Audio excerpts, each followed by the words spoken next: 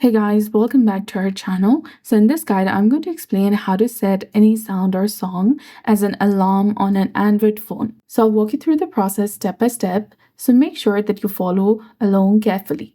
First, swipe up on your screen to access your apps and then locate the clock application and open it.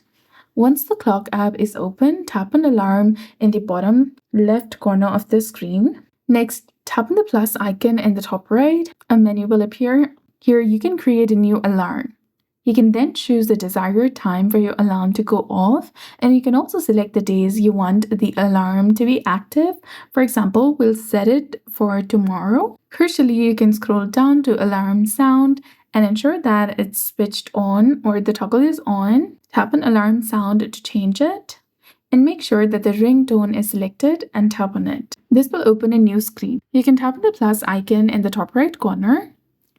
You will need to have a sound file already downloaded on your device, and then you can select it and set it as your alarm. Tap on done in the top right to confirm, and you'll be done. Finally, go back and you can also adjust the settings like vibration and sound. So that's it. I hope you found this video helpful. If you did, please like, share, and subscribe. Thanks for watching. We'll see you again in the next one.